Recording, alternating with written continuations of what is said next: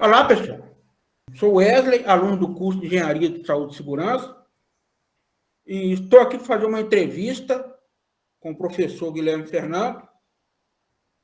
Ele também é um egresso do curso, e nós vamos fazer uma entrevista sobre higiene ocupacional, mais especificamente os riscos físicos. Boa tarde, Guilherme. Boa tarde, Wesley. Em primeiro lugar, eu quero agradecer aqui o convite. Me sinto extremamente agraciado por ser lembrado. E estamos aí, do que a gente puder dirimir as dúvidas, auxiliar, conversar e transferir experiências, a gente está aí disponível para isso. Muito obrigado a você e ao professor Léo por ter Leonardo, lembrado. eu queria que você fizesse uma breve apresentação sobre você, sua carreira na universidade, que área você se especializou, o que você cursou. Ok. Ok, Léo. Então, Léo, eu iniciei meu curso técnico de segurança do trabalho em torno de 2008, no Colégio Técnico José Pardini, no interior de São Paulo. Lá eu já me interessei sobre segurança, sobre máquinas e equipamentos. Meu TCC no curso... Não era exigido o TCC no curso técnico, né? Mas eu desenvolvi meu trabalho voltado para a segurança de máquinas e equipamentos. Isso lá em 2009 para 2008 para 2009. Eu comecei estagiando na usina hidrelétrica Engenheiro Sérgio Mota, no interior de São Paulo, onde fiz meu estágio ali alguns meses, né, sobre basicamente na construção civil, em questões de riscos, né, voltado para a área da construção civil, uma área que mata muito e lesiona muito no país. Ali dentro eu já encontrei com alguns dilemas da segurança do trabalho, o qual eu já imaginava, né, em determinados momentos, mas que me gerou ali uma interrogação, uma dúvida sobre o interesse de estudar essa área. Eu ingressei na Unifei em 2010, inicialmente no curso de engenharia de materiais. Fiz um ano de engenharia de materiais, depois pedi transferência interna para o curso de engenharia de saúde e segurança, que era o que eu verdadeiramente gostava de desenvolver. Ao longo do curso de engenharia de saúde e segurança, eu tive ali alguns contatos com a ergonomia, algo que eu gostei muito, fiz iniciação científica na área de ergonomia. Tive alguns outros convites para a área de saúde do trabalhador também, mas acabou não vingou. Mas uma área que me interessou muito desde a graduação foi a ergonomia e higiene ocupacional. São as duas disciplinas assim, que eu mais gosto e que eu procuro levar sempre juntas nas minhas análises, avaliações. Já no meio de no meio da graduação, em torno de 2013, 2012, lecionei no Senac, no qual fui professor do Senac durante uns 3 anos, professor do curso nobre, lecionando áreas de segurança do trabalho, basicamente. Fiz uma especialização em engenharia elétrica, porque eu gostava muito e ainda gosto do setor elétrico, o que acabou me dando um bom conhecimento a respeito de segurança no sistema elétrico de potência, né, que é uma área que eu gosto de atuar. Posteriormente, voltei para a Unifei como professor substituto, lecionei como substituto de 2015 a 2017, 2 anos na Unifei, enquanto fazia o meu mestrado na UFMG em Engenharia de Produção na área de Estudos Sociais, Tecnologia e da Expertise. Posteriormente, entrei no doutorado, fiz um semestre de doutorado, acabei abandonando meu doutorado, porque estava sem bolsa, qualquer coisa do tipo, até quando tive a feliz notícia de entrar aqui na UFO, em 2019, no concurso para a área de saúde e segurança do trabalho, onde estou até hoje lecionando disciplinas relacionadas à nossa área. Basicamente é isso. Na área assim, de higiene ocupacional, como que você normalmente aborda ou abordou a questão dos riscos físicos no trabalho que você realiza? Ok. Então, tem muitas pessoas que tentam dividir as disciplinas, como, por exemplo, a ergonomia, saúde do trabalhador, higiene ocupacional, epidemiologia, e eu não consigo enxergar tão claramente a maneira de abordar da melhor maneira possível os riscos físicos se eu não fazer uso de todas essas ferramentas que eu possuo. Então, geralmente, quando eu penso em analisar riscos físicos, porque tem uma certa complexidade, quando você pensa da interação daquela energia física com a natureza humana, com a biologia, você necessariamente precisa abordar o trabalhador do ponto de vista um pouco mais holístico, né? Levando em consideração todas as esferas envolvidas com aquele trabalhador, seja ela física, biológica, social, cultural. Então, o primeiro ponto que eu faço em qualquer tipo de análise minha, seja física, química, biológica, qualquer uma delas, eu procuro entender o trabalhador como um ser complexo e procuro atuar sobre ele, sobre os mais diferentes pontos de vista. Então, nesse primeiro momento, no primeiro contato, que seria o levantamento e planejamento da entrada de campo, na análise sobre o risco que eu quero analisar, a primeira coisa que eu uso, basicamente, é a ergonomia. Porque a ergonomia, ela possibilita para mim o estabelecimento da demanda de maneira muito clara. Então, eu uso, em primeiro lugar, a ergonomia para delinear muito bem o meu grupo homogêneo de exposição, certo? Para identificar o exposto de maior risco, ok? Porque se eu caracterizar muito bem a atividade, avaliando muito claramente o meu grupo homogêneo de exposição, o meu exposto de maior risco, eu vou ter uma chance muito maior de avaliar a minha atividade de trabalho e que aquele valor e que aquele dado reflita verdadeiramente o nível de exposição ao qual a equipe está exposta. Então, esse é o primeiro ponto. Então, eu abordo, no primeiro momento, a análise dos riscos físicos, pode parecer um pouco estranho, do ponto de vista qualitativo. Primeiro, eu preciso saber quem são, o que são, qual que é a característica do risco, né? Vou imaginar aqui, tem os mais diferentes possíveis, né? Qual o tipo de ruído, por exemplo? Se é um ruído contínuo, intermitente, se é um ruído não contínuo. Qual a característica desse tipo de ruído? Quais os tipos de frequência que ele mais afetam, né? Eu penso, né, nessa variável. Se é uma questão de campo eletromagnético, se é uma questão de micro-ondas ou não, diferenciar muito bem o tipo de risco que eu estou avaliando. Esse é o primeiro ponto. Eu acho que é fundamental a gente pensar nisso. O segundo ponto, né, quando a gente vai abordar esses riscos físicos, como eu já analisei muito bem a atividade, eu sei quem está exposto, o tempo que eles estão expostos, a característica do risco, né, quais riscos são, quais medidas de controle que eu posso tomar, aí eu vou para a etapa de planejamento de medição, ok? Nessa etapa de planejamento de medição, se você for ver, por exemplo, a norma NR15, Atividades e Operações Insalubres, ela é muito sucinta com relação às metodologias de avaliação.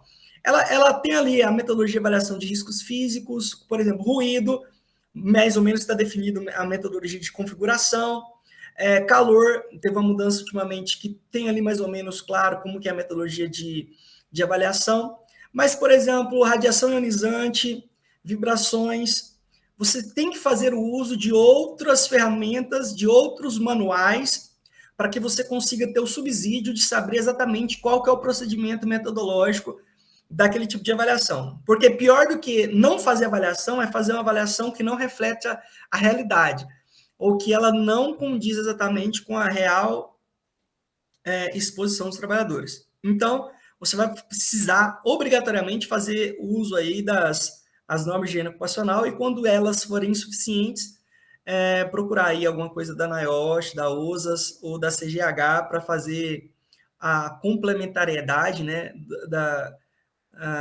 do procedimento metodológico. Depois, sabendo disso, sabendo exatamente como que o procedimento metodológico é desenvolvido, aí que você vai verdadeiramente para o campo, fazer a medição, fazer a avaliação e, posteriormente, fazer a interpretação do resultado, que, em alguns casos, são até tão complexos quanto as etapas anteriores, ok? Porque fazer interpretações também necessita de um tempo. Algumas coisas são fáceis de fazer interpretação, outras coisas são um pouco mais complexas. Voltando um pouco mais para a atividade em si, quais são os riscos físicos assim, mais comuns que os engenheiros de saúde e segurança encontram no seu dia a dia? Quais são os riscos assim, mais comuns, riscos físicos mais comuns que você encontrou no seu dia a dia trabalhando como engenheiro até aqui? Ok. Então, claramente, os mais comuns são voltados para as atividades menos complexas, mas que envolvem a conformação mecânica, ou força excessiva, ou necessidade de transferências de energia, seja da máquina para o material. Então, o risco mais comum, né, é o ruído, calor, sem sombra de dúvida, e vibração, certo? Esses riscos físicos, se a gente for imaginar, vamos aqui primeiro enumerar os riscos físicos, né? Vamos lá, ruído, calor, vibração, pressões anormais, umidade, né? Então, o frio, campos eletromagnéticos, ultravioleta, micro-ondas são praticamente radiação ionizante e não ionizante. Esses basicamente são os riscos físicos que nós temos aí de acordo com a NR15. Entretanto, se você for reparar na classificação desses riscos, alguns deles são extremamente específicos. Por exemplo, radiação ionizante. A pessoa que vai trabalhar com radiação ionizante basicamente vai estar no setor hospitalar ou num ensaio não destrutivo no setor industrial. A não ionizante é algo mais comum, que você trabalha aí com pessoas que trabalham a céu aberto. Então, se eu fosse pensar no universo dos riscos que eu já trabalhei, que são os mais comuns para se encontrar no dia a dia, sem sombra de dúvida, é ruído, né, quaisquer sejam essas formas de ruído, calor e radiação ultravioleta. Esses são os mais comuns, onde a pessoa vai estar exposta e tudo mais. Quando você entra na construção civil, aí outros riscos vão se tornar mais comuns, porque você vai entrar aí com, por exemplo, a vibração de corpo inteiro, uma coisa que é extremamente comum na construção civil ou no trabalho da engenharia mais pesada. Então, essa questão de ser comum ou não ser comum vai depender muito de onde você vai estar atuando. Então, se você for um engenheiro de segurança do trabalho que está atuando no setor elétrico, como eu estou realizando e realizo, por exemplo, trabalhos hoje em dia, basicamente de treinamentos para a empresa Delta, por exemplo, sucalcoleira aqui de Uberaba e região, quando eu vou aplicar treinamentos da parte do setor elétrico para esse tipo, então os riscos mais comuns eles variam. Porque aí você já não está trabalhando com a natureza do risco como um ruído, por exemplo. Você está trabalhando na natureza do risco do acidente mecânico, né? Do acidente, a gente pode classificar, a gente não coloca isso na NR9, né? Risco físico e biológico, mas coloca ali no risco de acidente que está diretamente relacionado, por exemplo, a uma questão de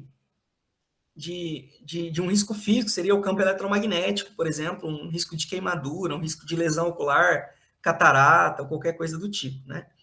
Então, o risco que eu posso dizer aqui mais comuns, se eu for pensar no universo produtivo como um todo, é ruído, calor, né, e radiação ultravioleta. Entretanto, o ser mais comum e o não ser tanto comum vai depender aonde você está atuando, como você atua, que empresa que você trabalha e como que você trabalha nessas empresas. Então, não tem uma resposta fixa a respeito disso, né? Falando em empresas agora, como que o mercado, as empresas, elas têm encarado esse tipo de risco e quais são os maiores desafios encontrados ao realizar, por exemplo, o levantamento desses riscos? Ok. As empresas aqui do setor Triângulo Mineiro têm encarado muito bem. Por exemplo, eu que faço parte, eu que sou coordenador na ausência do meu coordenador, né? Um coordenador substituto, pro tempore, aqui na universidade, a gente recebe, por exemplo, até o meio do ano, nós recebemos na universidade aqui para a gente o pedido de 21 técnicos de segurança do trabalho formados aqui por nós. 21 técnicos. Ou seja, as empresas, elas possuem carência de ter profissional qualificado para atuar no setor de saúde e segurança do trabalho. Certo? Profissional capacitado, competente, que tem uma visão generalista, mas ao mesmo tempo profunda dos quesitos de se atuar no ambiente de trabalho. E eu digo isso não somente para a questão das diversas áreas, não só a higiene ocupacional propriamente, mas como a ergonomia. O aluno com uma visão profunda de ergonomia, ele é um bom aluno que vai desenvolver bons trabalhos da parte de higiene ocupacional, que são, para mim, disciplinas que podem andar juntas sem problema nenhum. Ok? Então, as empresas têm encarado muito bem profissionais qualificados, que saibam conversar ali dialogar com os diferentes profissionais, né? Porque a nossa atividade é uma atividade multiprofissional, né? Então, ao mesmo tempo que você conversa ali com o médico, você vai conversar ali com o engenheiro, vai conversar com o pessoal do administrativo. Então, você precisa ter esse diálogo constante, né, com todos esses atores, né? Então, as empresas têm encarado muito bem. Igual, por exemplo, a gente está atuando num caso agora que a empresa contratou uma consultoria externa para verificar se o protetor... Porque foi o seguinte, ela comprou um protetor auricular, aquele protetor auricular, ele tinha eles estipularam uma data X de validade. Aí veio o Ministério Público do Trabalho e disse que aquele protetor auricular ele tinha que ser trocado a cada 3 meses. Só que não existe isso no manual, não existe em lugar nenhum. E o Ministério Público do Trabalho estipulou essa data de validade para esse protetor auricular sem um dado científico, né? Eu acho que acredito que provavelmente eles tenham lançado esse dado baseando-se, né, em outros protetores similares, mas não tem uma avaliação quantitativa, um projeto técnico propriamente dito, avaliando e colocando isso. E essa empresa entrou em contato com a gente para a gente procurar desenvolver métodos que pudessem avaliar o tempo de validade desse protetor auricular. Então, primeiro, eles contrataram uma consultoria externa, pagaram, se não me engano, R$200 mil para fazer esse tipo de avaliação do protetor auricular. Então, a gente entrou nessa jogada aí para ver se a gente consegue desenvolver um estudo quantitativo que pudesse estabelecer o tempo de validade desse protetor auricular, porque se você for pensar isso do ponto de vista econômico para a empresa é muito grande. Então, se você tem um protetor auricular que custa X reais e você tem que trocar ele 4 vezes ao ano, e você consegue comprovar que você precisa só trocar, por exemplo, 2 vezes, o seu custo já diminuiu aí basicamente pela metade. Então, é uma disciplina, é uma área que as empresas estão procurando muito, que é uma área mais técnica voltada para avaliação da qualidade dos equipamentos e da necessidade de troca ou não daquele equipamento para se adequar ao controle desses riscos. Então, as empresas, elas têm, assim, nos requisitado problemas que muitas vezes são complexos de ser resolvido. Igual esse problema do EPI não é um problema tão simples de ser resolvido, né? Eu lembro claramente que o professor Davis, uma vez, ele falando na aula de saúde do trabalhador, falando justamente que essas questões, quando envolvem equipamento de proteção individual, a característica do risco, você precisa ter essa flexibilidade, ao mesmo tempo competência de se avaliar o risco por diversos pontos de vista, né? Isso é uma característica importante. Hoje em dia, por exemplo, as empresas estão procurando equipamentos inteligentes, né? Equipamentos de segurança inteligentes. Tanto que a gente está numa etapa de desenvolvimento aqui, né? Graças a Deus aí, o curso aqui conseguiu angariar uma impressora 3D de 400 e... Na verdade, o valor dela era 625 mil. Então, o nosso curso, né, justamente eu como coordenador, a gente achou isso importante, a gente comprar essa impressora, a gente comprou ela, 400 e... A gente recebeu um desconto do fornecedor, foi de 470 mil reais. Aí você fala assim, mas por que é 470 mil reais, um equipamento, uma máquina de 3D, que imprime em 3D? Porque nós estamos aqui interessados na parte de desenvolvimento e inovação da área de segurança do trabalho. Então, ao invés de a gente criar equipamentos ou protetores auriculares com um tipo só de material, a gente está pensando já em modificar ou variar os tipos de materiais a depender da característica do risco específico. Então, nesse caso, a gente vai construir ou propor EPIs específicos para as características dos riscos encontrados. Então, por exemplo, a gente vai lá, estuda, analisa o risco ruído, por exemplo. A gente vê que aquele ruído, ele tem variações de frequência diferentes e intensidades diferentes em cada tipo de frequência, sei lá, de 3 Hz até 8.000 Hz. Então, nós procuraremos materiais específicos que garantam maior proteção nas diferentes faixas de frequência, ou na faixa de frequência mais comum daquele. Então, a gente está na ideia de personalização dos equipamentos de proteção individual para as empresas, baseando-se em riscos específicos. Só que isso é em casos concretos, casos mais profundos, tá? Mas as empresas estão encarando com muito carinho, né? Estão interessadas nesse tipo de trabalho, até porque, se isso for um trabalho interessante, gerarão patente, gerarão produção de conhecimento, melhorarão ali o ambiente de trabalho, e isso é fundamental, né, Wesley? Porque a gente vê que o setor aqui do Triângulo Mineiro, ele é um setor que trabalha muito com a questão do agronegócio, aqui é muito forte o agronegócio, mas a gente percebe aqui na cidade também uma questão muito forte, que é o setor da construção e o setor do comércio, né? Especialmente telemarketing. Então, aqui é muito forte isso, agronegócio, construção e telemarketing. Então, voltando aqui talvez à segunda pergunta, ou à terceira, quais os riscos físicos mais comuns? Aqui no nosso caso, no nosso setor, são os riscos voltados para a construção, né? E alguns setores, aí algumas áreas ali que estão dentro do agronegócio também, como vibração de corpo inteiro, e outros voltados para a questão dos riscos químicos, que não é a ideia do nosso papo aqui agora. Mas respondendo a tua última pergunta, as empresas têm encarado muito bem a essa questão, porque é uma pedra no calcanhar, né?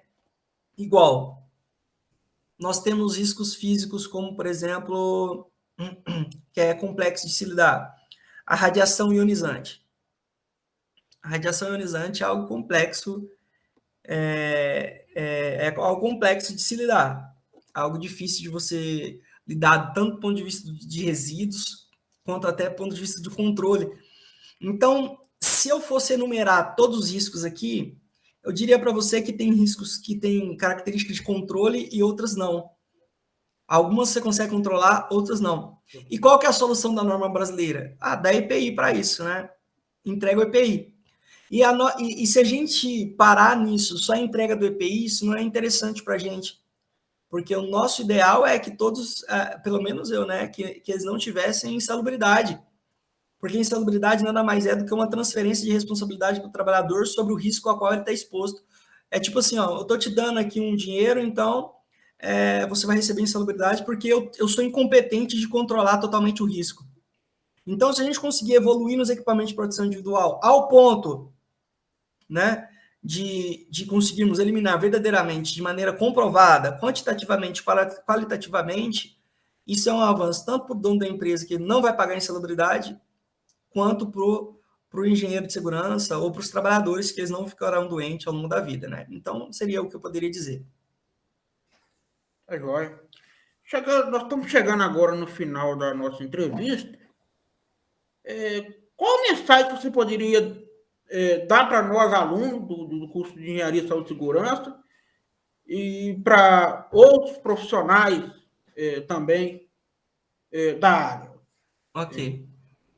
Eu acho que uma mensagem que é muito importante, que muitas vezes a gente deixa de dizer para as pessoas façam verdadeiramente engenharia de saúde e segurança porque gostam, porque amam a área, que é o meu caso, assim, gosto muito de conversar a respeito dos assuntos, acho extremamente interessante qualquer área da engenharia de segurança, seja higiene ocupacional, ergonomia, tudo isso faz sentido no final, tá, pessoal? Às vezes pode parecer um pouco discrepante, você está trabalhando na área de ergonomia, aspectos psicossociais, higiene ocupacional, mas no final das contas, quando você for aplicar um treinamento, quando você for estudar um problema mais complexo, você vai entender que tudo isso faz parte de um problema central, que é para você diminuir os acidentes, as lesões, ou qualquer tipo de questão voltada para isso. Uma outra coisa muito interessante da parte de área de segurança do trabalho você vai encontrar camping em toda e qualquer área que você quiser, certo? Por exemplo, eu estava fazendo um curso nos últimos momentos que era sobre termodinâmica, explicando um pouco sobre a ideia de, por exemplo, bolha T, bolha P, e orvalho P, orvalho T, flash, a questão de vaso de pressão, as questões dos processos químicos voltados para o enriquecimento ou não de determinado componente químico. Quando você chega numa sala com engenheiros químicos estudando isso, você, como engenheiro de segurança, compreendendo as nuances, né, de algumas metodologias, por exemplo, RASOP, que é muito importante para isso, você vê a contribuição que a nossa área pode dar nas diversos ramos da engenharia. Então, você que é engenheiro de segurança do trabalho, que está estudando aí, ó, se atenha verdadeiramente ao que os professores estão lhe ensinando. Sejam questionadores, não no sentido desrespeitoso, mas perguntem o que estão acontecendo, né, o porquê das coisas. A disciplina, por exemplo, processos industriais 1 e 2, não sei se vocês estão tendo ainda, mas é importantíssimo, porque é onde você vai estar ali realmente entendendo os pontos que são importantes você gerar atenção. Porque os nossos recursos são limitados, enquanto engenheiro de segurança. Né? Nosso tempo é limitado. Os equipamentos são caros. A equipe, muitas vezes, limitada. Então, você precisa otimizar o máximo possível. Então, enquanto você puder reduzir custo, enquanto você puder reduzir e atuar de maneira cirúrgica naquele risco verdadeiramente importante ali na sua empresa, vai ser fundamental. Então, escute seus professores, leiam todos os materiais, questionem, extrapolem o limite da sala de aula, façam iniciação científica, porque tudo vocês vão aproveitar. Acho importante. Um abraço a vocês aí, tô com saudade. Eu que agradeço, Guilherme. E muito obrigado mesmo por você estar disponibilizando para essa entrevista. Ela vai ser de grande valor para a gente do curso. Então, tudo que você falou, tudo que você explicou, será de grande valor para a gente. E, novamente, queria te agradecer. Ok, muito obrigado, Wesley.